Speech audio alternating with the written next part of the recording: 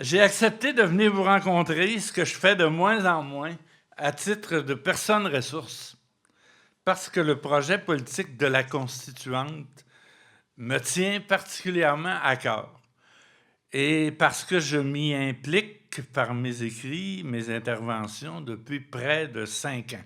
Du moment qu'on accepte que tout pouvoir vient du peuple et non du sang royal, ou de la richesse, ou de l'expertise, ou du droit, ou de l'État, ou des partis politiques, il appartient au peuple de doter son pays d'une constitution. Je vais vous donner l'exemple de la Bolivie, un pays de 10 millions d'habitants, donc assez semblable au Québec pour la population. Il a fallu 15 ans en Bolivie pour rallier à l'idée d'une constituante les peuples autochtones, qui forment plus de 50% du pays, les syndicats, les groupes communautaires, les mouvements de femmes, et les fédérer autour du parti fondé par Evo Morales, le MAS, le Mouvement vers le socialisme. Au Canada, jusqu'en 1867, nous sommes sous la loi britannique. Les 72 articles qui définissent le pacte confédératif, l'AANB, ont été écrits par 33 délégués de l'Ontario, du Québec, du Nouveau-Brunswick et de l'île du Prince-Édouard, de la Nouvelle-Écosse, dont 4 seulement du Québec: Cartier, Langevin, Chappet et Taché. Ça a été ratifié par les 5 législatures provinciales, mais ils sont en fait une loi du Parlement de Londres. Ce n'est pas une constitution, c'est une loi du Parlement de Londres. Son rapatriement en 1980, avec une charte des droits rédigée par une équipe de collaborateurs de Trudeau, donc absolument pas une assemblée constituante, a été ratifié par la législature provinciale, sauf celle du Québec, et n'a fait l'objet d'aucun référendum.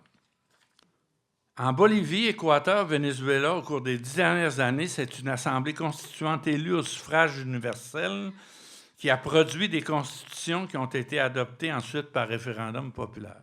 Pour moi, c'est les exemples les plus intéressants, les plus près de nous.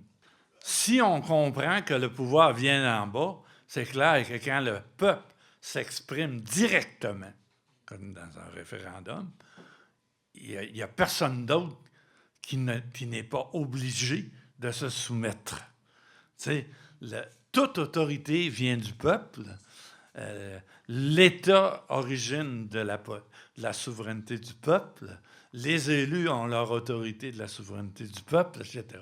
C'est pour ça que les questions de légitimité, il ne faut pas les balayer de la main, sont très importantes. Il faut qu'un mouvement comme celui que vous voulez être soit le chien de garde d'une véritable constituante démocratique.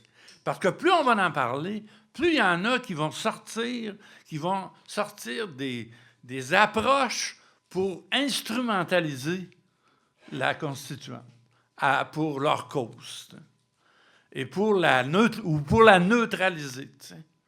Fait que c'est très, très important que ceux qui veulent être le groupe amiral dans la promotion de la constituante soient très clairs là-dessus, comprennent bien et ne fassent pas de compromis là-dessus. T'sais.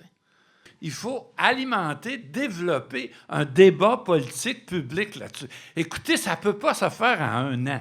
C'est une révolution plus considérable que la Révolution américaine et la Révolution française, sur le plan politique.